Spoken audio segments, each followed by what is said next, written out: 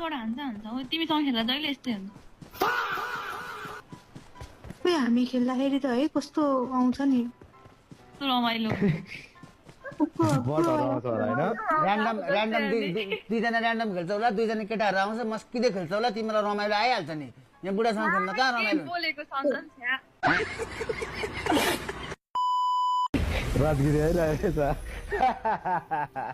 बिल्ला भने यार बुढीको अगाडि होइन केटा मैले बुढीलाई लास्टमा उताबाट के भएको भन्दा मैले बुढीलाई लास्टमा बुढी तिमीले मैले गर्दा तिमी मर्यौ भने नि नत्र मारिहाल्थ्यो अब तिमी मर्यौ भनेको भए त्यही भएर यसो छोरी मान्छेहरूलाई चाहिँ अब आफ्नै गल्ती हो हाम्रै गल्ती हो जस्तो गर्नुपर्छ अगाडि हिँडिरहेको बेला उसको खुट्टा यसरी प्लाङ्गे चिप्लेर यस्तो गोडा खुट्टा यता फर्क्यो भने पनि सरी यार बुढी मैले गर्दाखेरि तिम्रो फर्क्यो भन्नुपर्छ बुझ्यौ नि छोरी मान्छेहरूलाई चाहिँ फेरि गाह्रो छ साथीहरू है बात त सही है दाइ आमामा यार कति रमाइलो हुँदो रहेछ नि दाइ बुढाबुढीसँगै गेम खेल्दाखेरि चाहिँ कस्तो मजा आउँछ तपाईँको फेसमै समाकै अर्कै थियो क्या आज एउटा आयो म्याच जिन्दगी बुढी नपाउने मुझे आएर फेरि बुढीको कुरा गर्छ ओइ बोलाएको ओइ